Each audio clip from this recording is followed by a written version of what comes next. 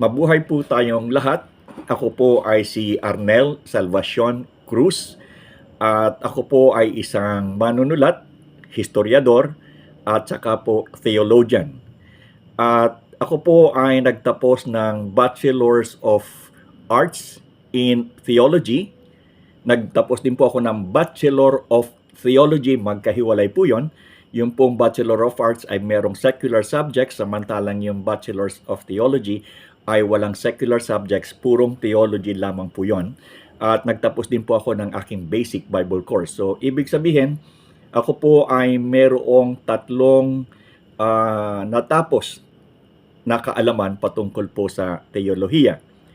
Bukod pa po doon ay meron pa akong isang disiplina na natutuhan mula po sa Armed Forces of the Philippines at ito po ay yung pong tinatawag na counterintelligence sapagkat ako po ay nagtapos din sa paaralan ng Armed Forces of the Philippines doon po sa tinatawag na Special Intelligence Training School. Noong kapanahonan po namin ito ay nandoon sa Fort Bonifacio, subalit ngayon ito po ay napalipat na ng panibagong lugar.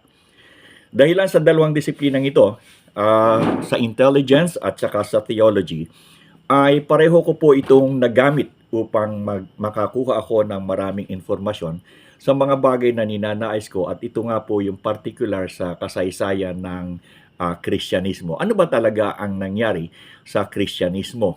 Simula noong 33 AD sa pag-akyat ng ating Panginoon hanggang sa kasalukuyan. At ito po ay aking trinace, ito po ay aking binaybay. At ito po ay napakahalaga sapagkat dito natin makikita kung ano talaga ang nangyari sa Kristyanismo. Ang tinutukoy ko po ay doon lamang sa Kristyanismo. Ano po, doon sa Judean Christianity sapagkat ito po ay nagmula sa Judea o sa Israel. At dahil dito, hindi po natin i-discuss yung iba pang pananampalataya. Doon lamang sa Kristyanismo, ano ang nangyari dito, simula nung umakyat ang ating Panginoon hanggang sa kasalukuyan. At umpisahan po natin doon po sa kasaysayan nito, doon sa pag-akyat ng ating Panginoon matapos yung kanyang pong victorious na resurrection. Ang sabi niya, bago siya umakyat doon sa langit, at ito po ay masusumpangan nyo doon sa talata ng Mateo 28:18 hanggang 20, na sinasabi niya na inaatasan ang mga apostol at disipulo. Dahil lang sa pagkatapos po ng kanyang resurrection, ay nagtigil pa po ang Panginoon na nagturo sa looban ng 40 araw. Yan po ang nangyari bago siya ay umakyat. At siya ay nag-atas at sinabi niya sa kanila na dapat daw ipangaral yung ebanghelyo. Ang ibig sabihin po ng ebanghelyo ay ito yung buhay, yung hula, kapanganakan, yung kanyang ministeryo, kamatayan, at hanggang sa kanyang pag-akyat. Ito yung ebanghelyo na sinasabi niyang ito ang inyong ipapangaral.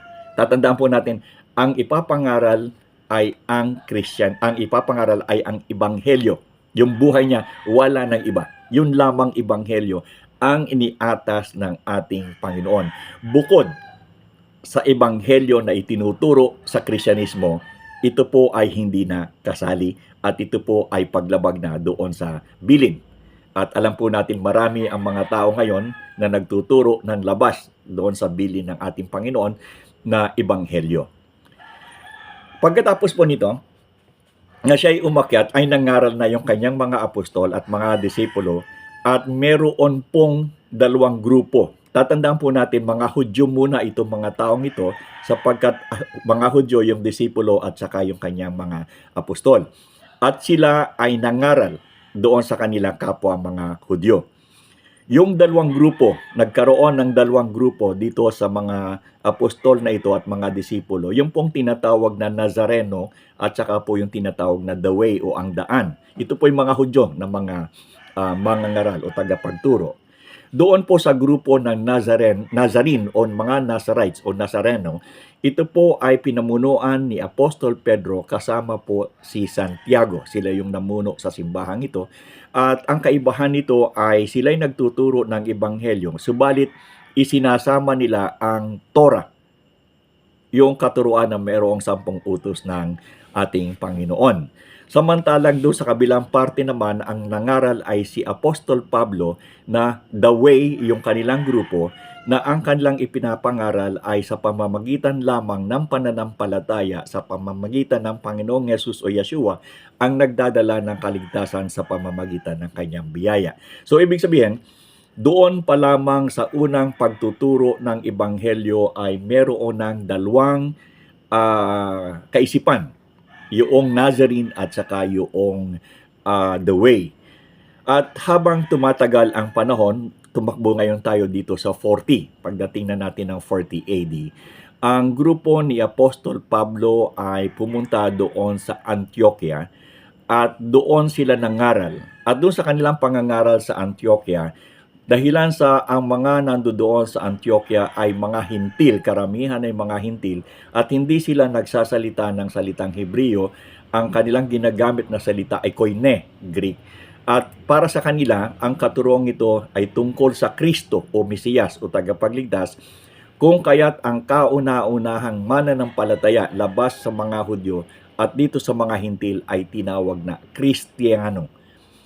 Tandaan po natin sa Antioquia, unang tinawag na Kristiyano ang mga mananampalataya ni Yeshua o ni Jesus sa pamamagitan ng pangangaral ni na Apostol Pablo. At dumami ng dumami ang mga mananampalatayang hintil, mga hindi Hudyo, at ito ay kumalat ng kumalat sa ibang lugar doon sa Asia Minor. At hindi lamang doon kundi sa ibang parte pa ng daigdig sapagkat hindi naman sila tumigil, kumalat sila sa kanilang pangangaral. Tatandaan natin, ang ipinapangaral nila ay Ebanghelyo, wala nang iba. Sa pagdating ng panahon ay nagpatuloy ang paglago ng pananampalatayang ito. At merong isang bagay na dapat po tayong tandaan, na ang kapanahonang iyon ay nasa ilalim ng pamamahala ng imperyo ng Roma or Roman Empire. At ang Roman Empire by that time ay merong dalawang grupo, yung pong tinatawag na East at saka po yung West. At ang ating pong pinag-uusapan dito ay yung eastern side, dito po sa Palestine, sa baba. At dito po sa eastern side ng Roman Empire, ang salita po ditong ginagamit ay Koine Greek. Samantalang dun sa western side of the Roman Empire, ang ginagamit po dun ay Latin, kasama po yung Rome. At bagamat sa eastern side ay Koine Greek, pero pagdating sa mga dekrito ng imperyo, ito po ay nakalagay sa Latin. Ngayon po tayo ay magko-concentrate muna dito sa eastern side bago tayo pumunta doon sa western side. Noong ika-3 siglo, around 300 AD na, ang pinuno po o ang emperador po ng Roma noon ay si Constantino or si Constantine the Great. At sa ilalim po ni Constantine the Great ay marami ang mga relihiyon na kung saan ay nandoon sa kanyang imperyo. At nagkakaroon po ng mga awayan dito, lalong-lalo na po na nagkakaroon o napapagtuunan ng pansin ay yung pong mga Kristiyano. At sila po ay nagkakaroon din ng persecution. So ngayon, dahilan sa kagustuhan ni Emperor Constantine na maging maayos ang kanyang empire, walang awayan at ito ay madali niya makontrol, ay nagkaroon po siya ng tinatawag na Edict of Milan. Yung pong Edict of Milan ay nangyari noong 313 AD at noong 313 AD na ito, doon sa Edict of Milan, ito rin yung tinatawag na Edict of Toleration. Doon sa Edict of Toleration, ibig sabihin ay lahat ng relihiyon ay pupwede na at protektado na sa kanyang kaharian. Wala nang mag-aaway-away, wala nang persecution. At dahilan dito, yung mga Kristiyano na kung saan ay nakakaranas ng pag-uusig ay hindi na inuusig. Sila ngayon ay nagkaroon na ng malayang pananampalataya, wala ng taguan, hindi na sila nagtatago, hindi na sila inuusig. At ito po yung tinatawag na Edict of Toleration ng 313 AD o tinatawag din ng Edict of Milan. Sa pagpapatuloy ng ganitong klase ng kaluwagan sa imperyo ng Roma sa ilalim ni Constantine, ay may nabuo na kaisipan sa Kristyanismo. At ito po yung kaisipan na kung saan ay pinamunuan ni Arius at saka po ni Athanasius. Dito po ito'y nasa konteksto ng Kristyanismo, ano po, na kung saan ay pinapabura naman ni Emperor Constantine. In fact, natayo nga yung kanyang imperyo dahilan sa nakita daw niya yung cross doon sa Bridge of Milan at sinabi, "We design you conquer." Kung kaya't si Constantine ay merong malaking pagsama sa mga Kristiyano sapagkat ito'y kanyang ginamit upang mabuo ang kanyang imperyo at wala ng hiwalayan. Subalit noong 325 AD ay nagkaroon nga ng pagtatalo si Arius at saka si Athanasius sapagkat meron silang dalawang kaisipan patungkol sa kalagayan ni Yeshua o ni Jesus. Ang sabi ni Arius ay si Jesus daw ay created ni Yahweh o ng Diyos, kung kaya't si Jesus o si Yeshua ay hindi kapantay. Siya din ay Diyos, subalit hindi siya kapantay ng tunay na Diyos ayon kay Arius. Samantalang si Athanasius naman ay nagsasabi na hindi pareho si Jesus o si Yeshua at si Yahweh o ang Diyos, na sila ay parehas at magkaiba lamang si person essence, pero yung meron silang person na magkaiba, no? God the Father and God the Son, magkahiwalay o distinct yung kanilang pagiging person. At dahil dito, nagkaroon ng animosity within the Christianity itself, na kung saan ay naalarma si Emperor Constantine, at ang ginawa niya siya ay nagpatawag ng konseho noong 325 na dinaluhan ng mahigit na 300 mga obispo o mga pinuno ng simbahan sa East at saka doon po sa kabuuan ito. At dito po yung tinatawag na Council of Nicaea. At ito po yung ipinatawag na konseho upang tapusin ang suliranin, totoo ba o ano ba talaga ang tunay na kalalagayan ni Yeshua o ni Jesus. Siya ba ay created being or siya ba ay co-equal ng Diyos? Pero tatandaan po natin, itong 325 AD na ito na nagsasabi doon sa persona ng ating Panginoong Jesus ay kakaiba po doon sa tunay na mga apostol, at saka katuruan ng mga apostol at mga disipulo, sapagkat ang ikanilang itinuturo ay iisa lamang si Yeshua at saka si Yahweh, sapagkat sinabi niya na ako at ang Ama ay iisa. Hindi siya po pwedeng mahati o magkaroon ng persona. So, merong tatlong kaisipan ngayon na nandoon, yung kaisipan na kung saan ay nagmula sa mga apostol at disciples o mga disipulo na naniniwala sila na si Yeshua ay si Yahweh, sapagkat sinabi niya na ako at ang Ama ay iisa. Dito naman sa kabilang banda ay merong paniniwala na pinag-aawayan ni Arius at saka ni Athanasius yung essence na siya ay created being at ikalawa naman ay hindi, co-equal yan, at meron siyang personality apart from the God the Father, but He is also God Himself. So tatlo yan. Yung isa ay Yahweh Himself, si Yeshua na nagkatawang tao at para makarating sa atin at may pahayag ang doktrina ng kaligtasan na siya yung kaligtasan. Ibig sabihin, si Yahweh ay nagkatawang tao at nakilalang Jesus. Yan yung pananampalataya ng mga apostol. So kaiba dito sa dalawa.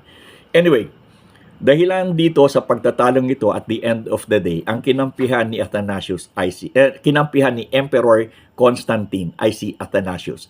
At ito ay naging dahilan para kay Arius na ma-expel doon sa kingdom. At siya po ay pinaalis. At dito po nabuo yung tinatawag na Nicene Creed o yung Doctrine of Trinity. In reality, doon sa 325 AD sa Council of Nicaea, hindi pa po nabubuo ang Trinity. Dalawa lamang po kasi yun lamang ang pag-usapan, yung God the Father and God the Son. So ito, batay sa Council of Nicaea, ito yung nanalo at ito yung lumabas na doktrina ng Council of Nicaea. Now, tatandaan po natin, itong Trinity na pinagmulan ng Trinity na nanggaling sa Council of Nicaea, hindi po ito apostolic. Ito po ay naging isang resulta ng paglalaban ni Arius at Athanasius na kung saan ay diniklara ni Emperor Constantine na ito yung tama. So ito po ay imperial decree. Ibig sabihin, yung pinagsimulan ng doctrine of Trinity is not apostolic, hindi ito nanggaling doon sa Jerusalem, bagkos ito is the result kung ano man yung pinagdebatihan doon sa Council of Nicaea na kung saan ay idineklara ni Constantine na ito yon. Ito yung ating paniniwalaan. So lumalabas po ngayon na nagkaroon ng dalawang katuruan. Yung pong isang apostolic teachings na nagtuturo na si Yahweh ay nagkatawang tao at nakilala sa anyo ni Jesus upang dalhin ang kaligtasan. At ito rin po yung sinasabi niya na ako at ang Ama ay iisa. Samantalang yung bagong katuruan under the declarations of Emperor Constantine, kaya nga tinatawag nato by imperial decree na Christianity, ay yung doctrine of Trinity na una, dalawa pa lamang. So, nagkaroon na ng dalawang paniniwala ngayon sa Kristyanismo. Yung Trinitarian doctrine na kung saan by the imperial decree of Constantine at saka yung tinatawag na si Yahweh lamang na nagkatawang tao na natagpuan sa katauhan ng Panginoong Jesus sa biyaya ng Espiritu Santo. So ito yung dalawang katuruan. Kaya nga tinatawag ko na meron pong tinatawag na Apostolic Christianity at saka po yung Imperial Christianity sapagkat yung linyada ng Kristyanismo na nagbula kay Constantine hanggang sa kasalukuyan, yan po yung tinatawag na imperial sapagkat ito'y nag-umpisa doon kay Constantine. Ipagpatuloy po natin. Habang tumatagal ang panahon, namatay si Constantine, pinalitan ng kanyang mga anak, at ang sumunod doon sa mga anak niya ay yung pong tinatawag na si Emperor Theodosius the first. At noong 380 AD, si Emperor Theodosius ay nagkaroon din ng panibagong decree doon sa tinatawag na Council of Thessalonica. That was 380.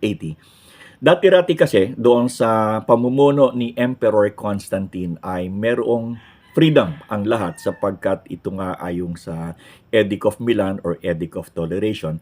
Pero noong 380 ay nag-iba. Hindi na po ito katulad noong Berong Toleration sapagkat idiniklara na ni Emperor Theodosius I na ang Christianity to be the state religion.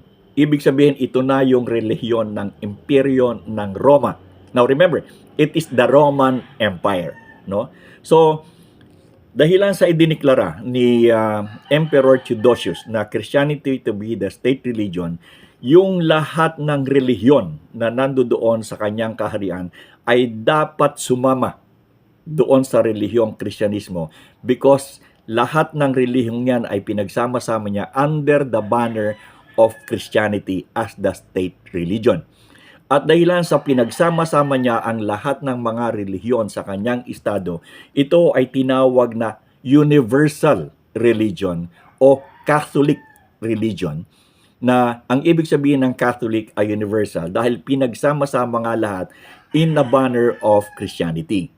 So, ang nangyari ngayon, yung Trinitarian doctrine ay nasamahan pa ng iba't ibang grupo ng pananampalataya dahilan sa by decree of Theodosius to be the state religion. Samantalang yun namang grupo na kung saan ay nagmula doon sa Panginoong Yesus, yung tinatawag na apostolic, hindi po sila sumama. So ngayon, naging dalawa ang grupo ng Christianity, yung apostolic na hindi sumama doon kay Emperor Constantine hanggang dito kay Emperor Theodosius.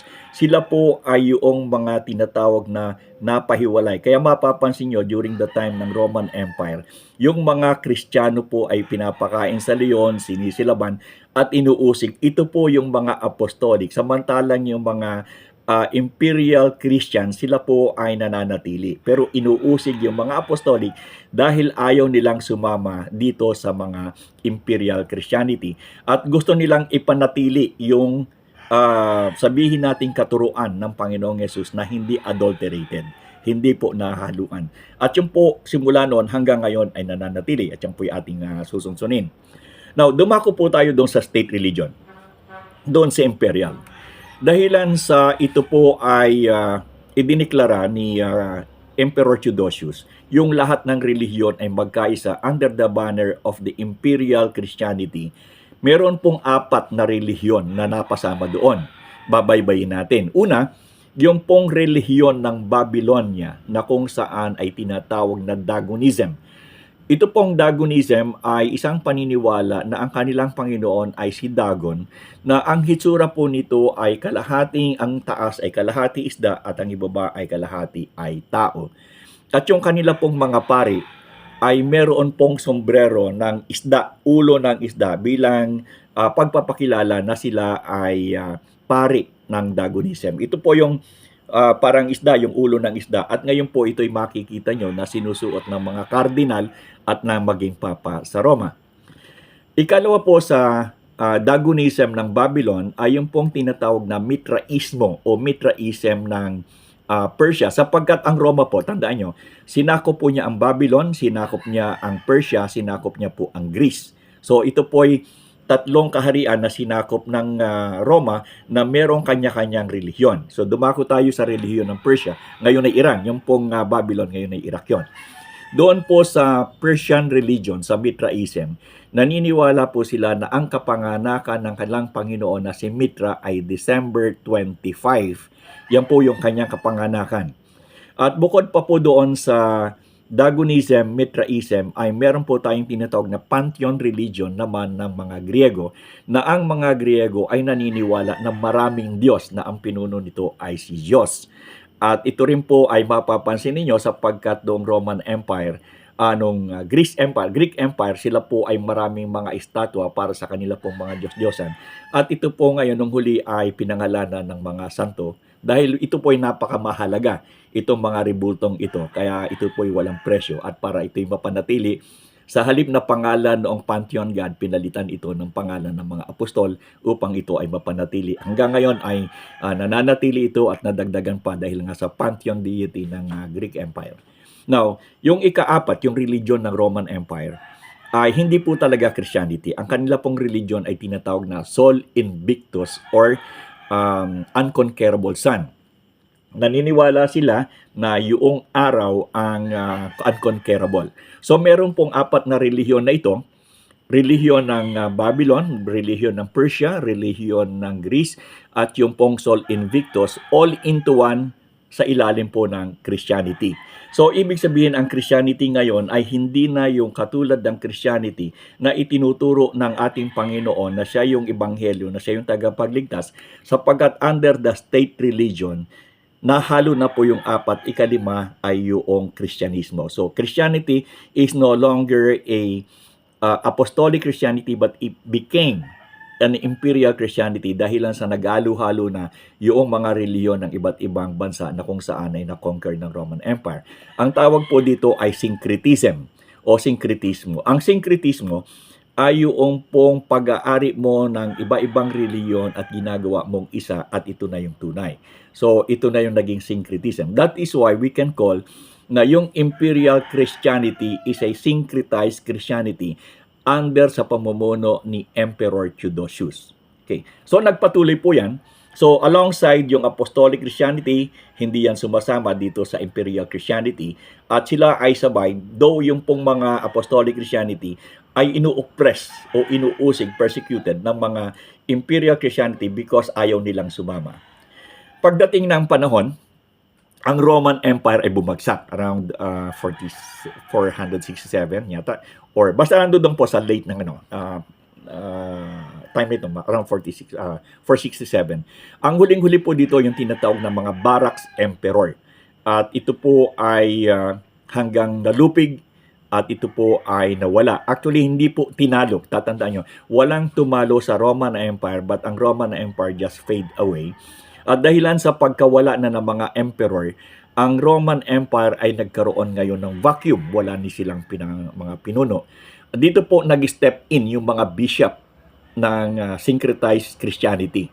At yung mga obispo na ito, dahil lang sa merong vacuum sa Roman Empire, sila yung naging takbuhan. Itong mga obispong ito ang nagkawang gawa, sila yung mga tumutulong, sila yung hinihinga ng payo. At dahil lang dito sa wala namang emperor na, yung mga obispo ay lumakas ng lumakas at lumaki ng lumaki ang function within the Roman Empire. Dahil nga wala ng emperor, sila na ngayon yung tumayo na kung saan ay namamahala. At dahil dito, yung mga obispo, marami sila, ay merong isang obispo na tumayo na kung saan ay sinasabi, ako yung mga obispo ng mga obispo o ako yung tatay ng mga obispo na kung saan ay tinatawag na Pope o Papa. At dahilan dito, yung Roman Empire na dati-dati political Roman Empire under the Roman Emperor, ngayon po ay nagkaroon na ng pagpapalit. Sa kabila ng pagiging political Roman Empire, ito po ngayon ay pinangunahan ng Papa na kung saan ito ay nangyari naging spiritual Roman Empire. From political Roman Empire na pinamumunuan ng Emperor, ngayon po ay pinamumunuan na ng mga obispo o ng Papa, ito po ngayon ay naging spiritual Roman Empire. At tatandaan po natin yung Papa sa Roma ay kinuha rin niya yung titulo ng Emperor na tinatawag na Pontifex Maximus, the Great Bridge. Ano? So, yung pong titulo ng Roman Emperor na ibinigay din naman ng religious group yan sa kanila noong araw, being ang Roman Emperor kasi is a leader not only politically but spiritually doon sa kanyang kaharian. Pero nung mawala na ang Roman Empire, at nanguna na yung mga bishop dahil lang sa nagkaroon ng vacuum, yung mga bishop na ito ay nagtalaga ng isang papa o pinuno na kung saan ay inilipat sa kanya yung titulo ng emperor na Pontifex Maximus. So lumalabas ang papa sa Roma is not only a spiritual leader but also a political leader having or bearing the name or yung position o yung title na Pontifex Maximus. At yan po ay hanggang ngayon sa kasalukuyan. So, ibig sabihin ay nagpatuloy ang Universal Church o yung Catholic Church sa pamumuno ng mga bishops at pinangungunahan ng pinunong bishop na Pope ang tawag. At ito ay tumagal ng panahon, nagkaroon ng iba't ibang papa doon sa Rome at nag-aawayan. Kung mapapansin nyo ang kasaysayan nito ay napakarami ng mga pangyayari na kung saan ay magulo. At dahil mga pamilya na kung saan ang kanilang mga anak ay gustong siya maging pope at sila ay nag-aawayan, naglalabanan sila doon. So tumagal yan at tumagal ang panahon. So itong Universal Church, tatandaan nyo, ito Universal Church, ito ay Catholic Church. When you say Catholic, it means universal. And alongside with it, sa pagtagal ng panahon, patuloy pa rin yung mga apostolic kasabay ng paglago ng Imperial Church na ito. At dumating na ang pagkakataon doon sa around 14th century ay not 14th century, 10th, especially ito ay nangyari noong 1054 AD. Itong Imperial Church na ito o itong Catholic Church na ito na pinamumunuan ng mga bishops na ang pinakapinuno ay yung Pope ay nagkaroon ng problema. Itong Pope at yung kanyang grupo ay nagdeklara na sinasabi na ang Holy Spirit daw ay nagmula kay Jesus Christ o kay Yeshua. At ito po ay tinutulan ng mga bishop from the eastern side of the Roman Empire. At dahilan dito, hindi sila nagkaunawaan at hindi pumayag itong mga bishops from the eastern side of the Roman Empire. At dahilan dito, nagkaroon po ng division ang Universal Church o ang Catholic Church. Naging dalawa na ito'y nangyari noong 1054 AD na tinatawag na The Great Schism, yung dakilang paghihiwalay. At sa paghihiwalay na ito ay yung eastern side ng Roman Empire doon sa kanilang Christianity ay tinawag na Greek Orthodox. At hanggang ngayon po ito ay nananatili doon sa Baltic region. In fact, ang Ukraine ay tinututulan niya ng Russia sapagkat ninanais ng Russia, which is also an Orthodox church, na inalis kasi ni Ukrainian President ni Zelensky, dahil si Zelensky ay Hudyo, ay yung Ukrainian Church na Orthodox ay parang sinisikil. At ito ay gustong ibalik ni Putin kung kaya't isa ito sa mga dahilan kung bakit inaaway niya ang Ukraine. Dahil gusto niyang ibalik yung pananampalatayang Orthodox doon. At ang isa sa miyembro ng Greek Orthodox ay si Vladimir Putin, yung presidente ng Russia. Yan po ay hindi communist. Si Putin or Vladimir Putin is an Greek Orthodox Christian. Kristiyano po yan, pero doon sa humiwalay, doon sa Greek Orthodox. At yung kabilang panig doon sa western side na naging kahiwalay ng eastern side ay tawag nila, ito ay tinawag na Roman Catholic Church. Para nilagyan niya ng Roman, yung Universal Church, yung Catholic, para ma-identify siya na siya ay separate from the Eastern Church, which is the Orthodox. So, ibig sabihin, yung pong salitang Roman Catholic Church o yung simbahang Roman Catholic Church was only formulated noon pong 1054 AD. Hindi po totoo yung sinasabi na ito ay apostolic. Na sinasabing ito po ay nagmula doon kay Apostle Peter, doon sa rock na sinasabi. Dahilan sa kung titingnan ninyo ang timeline of Christianity or history of Christianity doon sa Imperial One, ay lumalabas lamang that the Roman Catholic Church was only established in 1054 AD under the Imperial Christianity. So maliwanag po yan. So yung nagsasabi na ang Roman Catholic Church came from the apostles and came from Peter, tingnan po ninyo ang kasaysayan ng simbahan at yan po ay nag-umpisa lamang ng 1054 AD. So hindi po yan apostolic, yan po ay Imperial Catholicism or Imperial Church or Imperial Christianity. At ito po ay madali nyo makikita sapagkat pag tiningnan po ninyo ang Papa sa Roma na siyang pinuno ng western side o ng Roman Catholic, tingnan nyo yung kanyang damit. Regala ng isang emperor, maging yung kanilang korona na 3 suson ay imperial at ang kanilang pamamahala ay hanggang sa buong mundo hanggang ngayon. So imperial po talaga yan, yan po ay hindi apostolic. At ang masakla po niyan ay nung dumating si Magellan dito sa Pilipinas noong 1521 ay dala niya yung paniniwala niyan na Imperial Christianity. Yan po ang tinanggap natin. So yung Roman, basically ang ating bansa na Pilipinas ay Roman Catholic country. Dominantly around like sabihin natin 94% ay Roman Catholic. So yung Kristyanismo na tinatangay ng mga Pilipino sa ngayon na tinatawag nilang Kristiyano ay hindi po Apostolic Christianity kundi po ito'y Imperial Christianity. That is why it is being headed by the Pope na kung saan ay pumalit during the time na mawala o mag-wane yung Roman Emperor. Siya yung nag-absorb nito hanggang sa kasalukuyan. Kaya sasabihin natin na ang Roman Empire did not really lost anything or any battle but nagbago lang po yan ng mukha, nag-facelift lang yan from political Roman Empire into spiritual Roman Empire. That is why the Roman Empire hindi po yan nawawala hanggang sa kasalukuyan. Kaya nga buhay na buhay yan spiritually under the Roman Catholic Church headed by the regalia of the Pope. Maging yung singsing niya parang si Emperor and even the title himself, ang sabi niya siya yung Pontifex Maximus which is the title of the Emperor during the Roman Empire. So ganun po yung nangyari. And at the same time, mapapansin natin na nagpapatuloy ang Christianity and alongside with this is yung Apostolic. Magkasabay, hindi po yan nawawala. At meron pang isang pangyayaring naganap doon po nung panahon ng 1517. Yung pong Roman Catholic Church, ito yung western side of Christianity under the imperial belief, ay nagkaroon ng problema.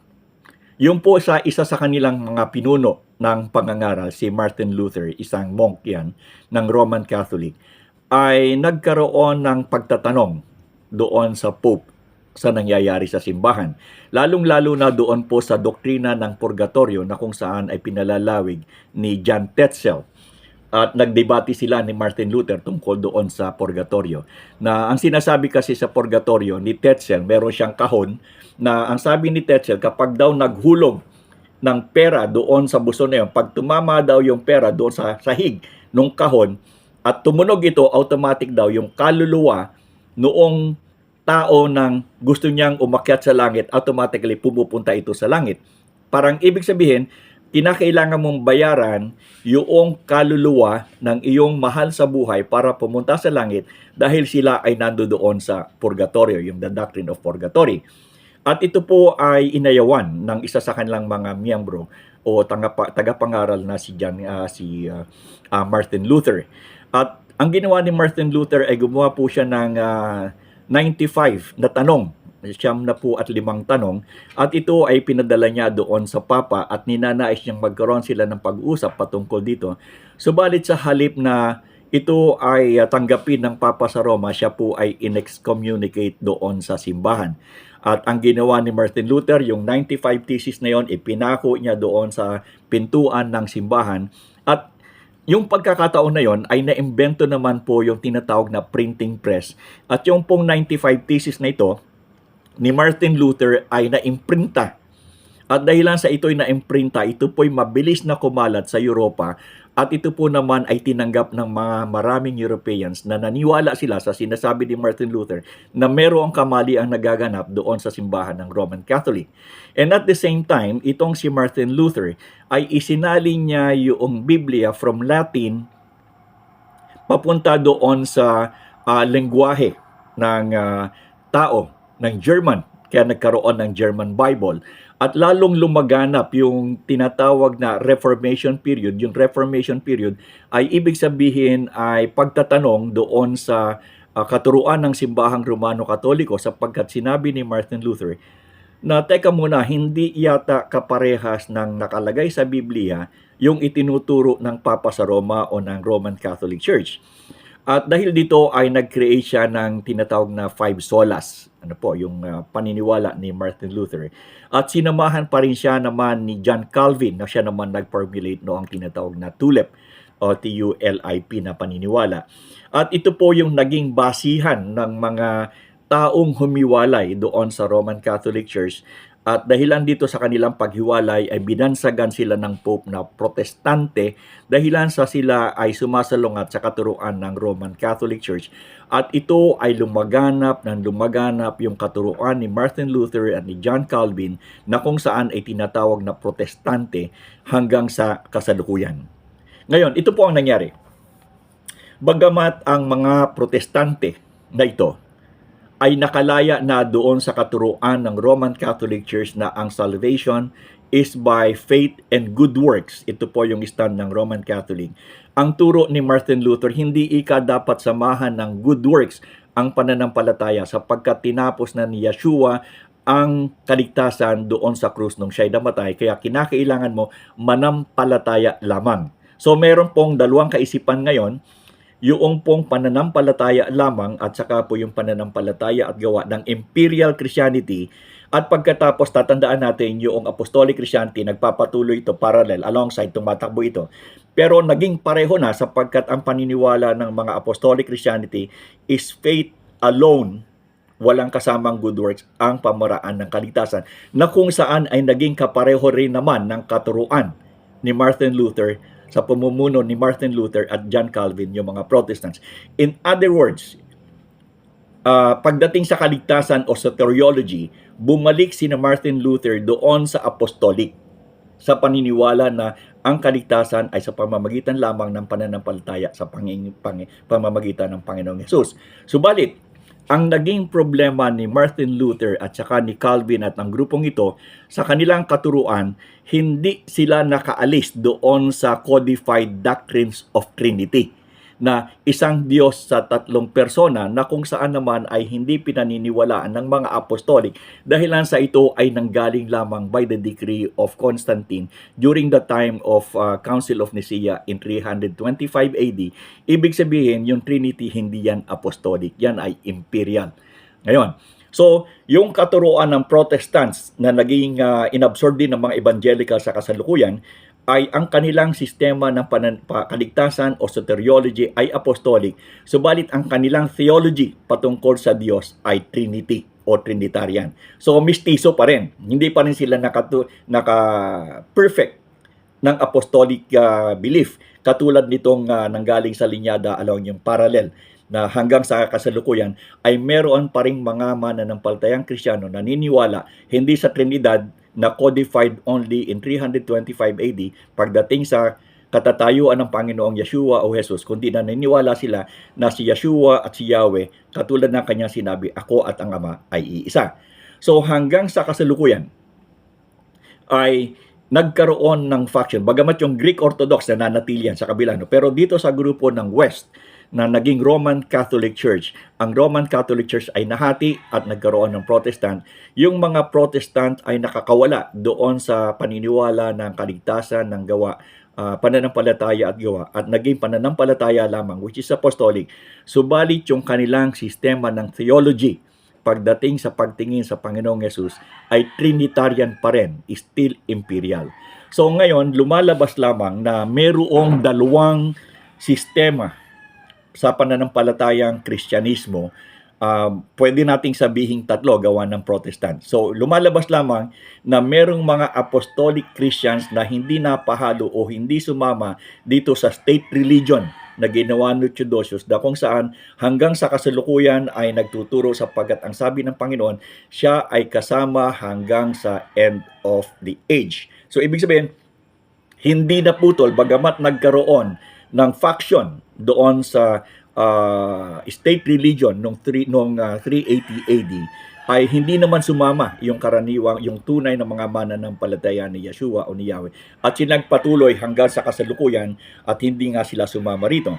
At dito naman sa Western group ng Christianity na naging Roman Catholic Church, nag-split naman ang mga Protestants. Yung mga Protestants naging apostolic pagdating sa sistema ng kaligtasan, pero pagdating sa paniniwala sa Diyos o kay Kristo, remain pa rin silang imperial dahil naniniwala sila sa one God in three persons na codified in 325 AD.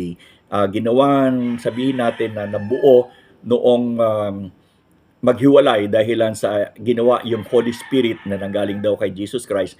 So to end up talagang merong Trinity na kung saan ay itinuturo hanggang sa ngayon ng mga Roman Catholic Church o ng Imperial Christianity, kasama na kahati yung mga Protestants and Evangelical. So ibig sabihin, yung Protestants and Evangelical, tama yung kanilang sistema ng kaligtasan base doon sa Apostolic Christianity, pero yung kanilang theology tungkol sa Diyos ay still imperial, mistiso.